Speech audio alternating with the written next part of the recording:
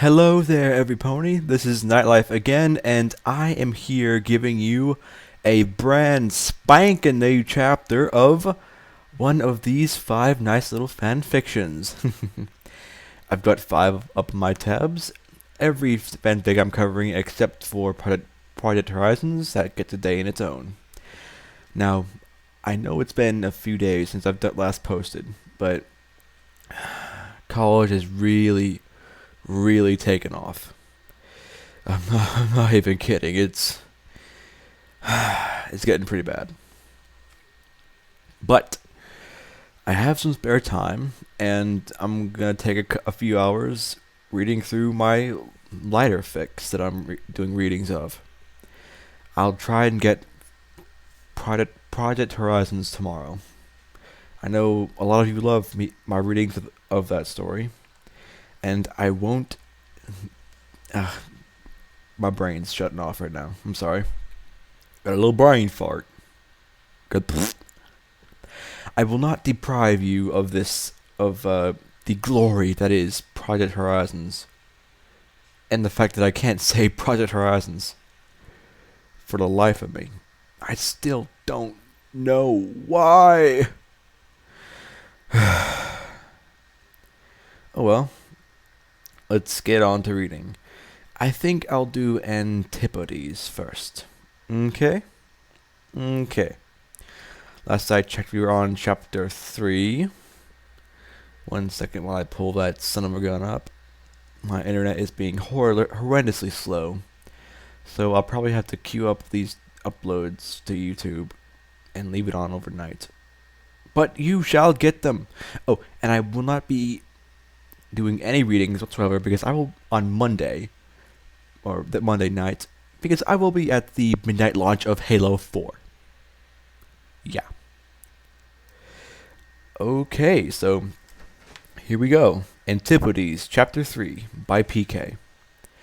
Tiptoe fell into place behind Jigsaw as they pushed forward through the darkness. The growing fungus that grew near the entrance didn't extend into the tunnel, so the only light came from Jigsaw's horn. Tiptoe tried to glance over her shoulder, but winced at the pain in her wings. Jigsaw stopped and turned to face her. Are you all right? He asked. Yeah, I'm okay. Let's just keep going. The tunnel curved upwards as the ponies walked on. As they moved on, the walls slowly became more and more smooth. The rough surface of the floor became more and more regular. Are these stairs? Asked Tiptoe. I don't know. How could there be? No pony could ever have been here before. Jigsaw replied. However, as they walked further, it became clear that they were stairs. The walls were tiled. The walls were tiled, too. The air also got warmer the farther they climbed. It was no longer the cold, damp air they had been used to breathing for the last few hours. It was hot and dry. Jigsaw, I think we might be getting close to the surface, Tiptoe said, her hair bristling at the thought. No pony went to the surface. Not ever. We can't be that close. If we were, we'd be dead by now, wouldn't we? And besides, our tribe must have been here at some point. How else do you explain these stairs? Jigsaw said. He wasn't entirely convinced, though. His job involved going through some of the oldest areas in the entire complex, and none of the places he'd ever been went this far out. Suddenly, the stairs ended with a large slab of metal blocking the entrance to what seemed to be a stone room cut into the wall. There was a small circle of silvery metal near the iron slab of the doorway. Jigsaw, have you ever seen anything like this before? Tiptoe asked, inching away from the imposing slab of metal. I'm going to take this moment to remind you all that it has been 10,000 years since the event occurred that locked the moon and sun in the sky. There shouldn't really be anything like this. It's amazing these things were preserved. Yeah, not too many ruins left. No, not this far out. Tiptoe. I think these might be ruins of the old world. Tiptoe reared back in alarm. Ruins of the old world? That's forbidden, Jigsaw. Ruins of the old world are insanely dangerous. They always lead to the surface. Jigsaw gulped and said, I'm not exactly thrilled about the prospect, but look, we're at the same level as whatever is behind this door. And we're not dead, are we? If the sun could shine through up here, it would be just as hot on the other side of this door. Tiptoe backed down. All right, I'll trust you. But if we open that door and we're outside, I've totally told you so. Jigsaw rolled his eyes. You forgot an H there, PK. Rolled his eyes and turned to look intensely at the locking mechanism next to the door. The plate of metal was surrounded by intricate etchings in the metal that didn't seem to have faded with time. Jigsaw looked intently at the markings, but couldn't seem to make sense of them. He focused and touched the tip of his horn to the metal. Instantly, he could sense the inner workings of the mechanism. The etchings on the lock were magical, and the method of opening was relatively easy.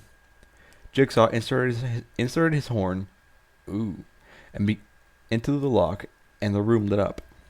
Locking mechanisms that hadn't budged for thousands of years began grinding out of place. Bolts slid and came undone. The door slowly creaked open, making a horrible grinding noise. Blue light shot through the etchings in the door and up channels in the wall and through reservoirs in the ceiling, lighting up the underground space. Tiptoe looked in with a mixture of fear and wonder. Children and their tribe were raised on stories of the outside world before the Great Cataclysm. They say that ponies could walk the surface freely, and that plants even grew up there. Of course, any pony now knew that would be a death sentence. Nothing could survive the exposure to the sun, not even for a second. It had been like that for as long as anyone could remember. However, the ruins of the old world still existed, here and there, but almost always it was far too dangerous to explore. The buildings were usually very close to the surface, or filled with monsters. Ponies had since learned to keep their distance, no matter the treasures that may lay within. Jigsaw, what is this place? Tiptoe asked, walking forward in awe behind Jigsaw. The room was enormous, though many parts of it seemed to have fallen in on themselves. To the right lay a large rectangular device that rested on tracks. Ooh, I know what it is. I haven't the slightest idea, but look up there. I think there's writing. Can you read any of the old language? Only what they taught me in training. Shouldn't you know more than I do? You are the head of the water department. Jigsaw chuckled. Doesn't mean I pay attention in class. Do you think you could try to read it? Tiptoe smiled. Jigsaw rarely laughed, and when he did, it was usually a good sign. It helped to put her at ease. I can try. She stared at the faded sign hanging on the opposite wall for several minutes and muttered to herself. Eventually, she said, I can't be sure, but it says something to the effect of Philadelphia Public Transportation something. I can't make out that last word. Network, Jigsaw said. That one I can recognize. So, this place was some kind of transportation network for the old world? But the door. Jigsaw paused, apparently lost in thought. Tiptoe imagined she could see the gears on his flank turning. Then he looked up at her and smiled. Do you realize what this means? This is working old world technology, and more than that, it's safe. Do you realize what this could mean if we could get it back to the tribe? The scientific value of this facility is, I don't even know, priceless. Jigsaw's entire body appeared to shift. Most of the time in the tunnels and the cave, he had simply walked along in silence, his head down. But now he held his head high. He was in his element. He had been fascinated by technology ever since he was just a foal. Unfortunately for him, the pickings were slim in the tribe. The only technological technology available was either old world tech that had been salvaged and heavily modified, or improvised from materials on hand centuries ago. Jigsaw didn't mind, however. He simply invented. Before he had even reached adulthood, he had built a water clock that was also purified sediment, something invaluable to in the caves. This had caught the attention of the tribunal, which had put him in the water management department. Quite prestigious for such a young pony. He quickly climbed through the ranks due to his brilliant sense of machinery. He simply seemed to understand subtleties that other ponies didn't. It wasn't all fun and games, though. He had several run-ins with terrible creatures, and sometimes all the ponies under his command didn't make it out with him. Over time, he turned from a happy, upbeat young unicorn to a cold and sarcastic head of water management. Jigsaw, Tiptoe said, walking alongside him. This is great and everything, but if we can't get back to the tribe, it doesn't really matter, does it? Jigsaw turned to Tiptoe and stared at her quizzically, as if he had forgotten that she was there. Then his eyes seemed to get wide, and he broke out in the largest smile she had ever seen. He pointed over his shoulder with his horn. How about we take that? He was pointing at the subway car. Jigsaw, you're insane! That thing must have been here since the cataclysm. There's no way it works. And even if it did, we have no idea where it would take us. Not back to the tribe, that's for sure. Jigsaw seemed to find the younger pony's incredulity amusing. He raised an eyelash and gave Tiptoe a playful smile. You doubt the mighty Jigsaw? Tiptoe just stared back, her face unchanged. The smile fell off Jigsaw's face. Okay, look. It's the same choice we had at the door. We can either keep going or stay here and starve to death. And I can get the car going. I know I can. Tiptoe sighed. If my wings weren't so sore, I'd slap you right now.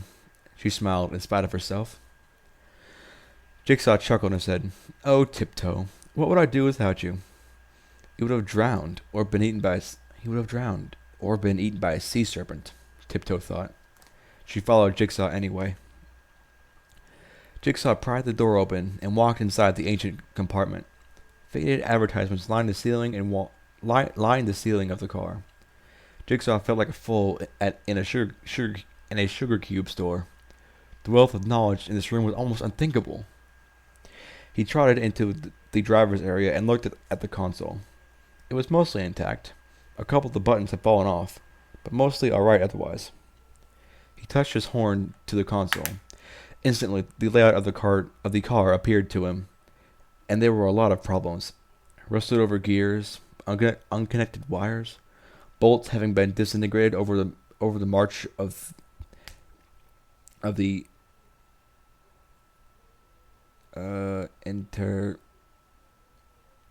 interregnum since the Great Cataclysm. Looks like I've got my work cut out for me here, Jigsaw muttered to himself. Tiptoe gasped in wonder as the entire car appeared to be encased in a swirling ball of blue light. She looked in to see Jigsaw's horn spewing off a brighter blue light than she had ever seen. Inside the car, time itself seemed to be moving backwards. Tears in the fabric on the chair restitched itself. The metal seemed to regain its luster. Cracks in the glass healed. Metal objects from around the station flew up and appeared to bend themselves into complicated shapes, then fly under the carriage to attach themselves to some unknown mechanism. The blue light faded from Jigsaw's horn, and he collapsed and slumped forward on the control panel. Tiptoe ran up to him. Jigsaw! Jigsaw, are you okay? His eyes fluttered open. I'm fine. I just did a rather large spell there. I might be out of it for a while. Tiptoe looked around the compartment. Lights were flicking on, and some large mechanism was whirring into life. With a jerk and a screech, the car began moving forward. You can do all that, but you can't fix My sprained wing? Machines are easier than ponies. Now, if you don't mind, I'd like to rest for a while. Tiptoe led him over to one of the rows of seats, which he promptly climbed upon and fell asleep. Tiptoe climbed onto the row next to him, and closed her eyes too. These chapters are very, very short. Oh snap! I'll have to be doing some editing here. Oh well, need to boost the audio. Oh well. This has been Chapter 3 of Antipodes by PK. Nightlife out. Boom shakalaka.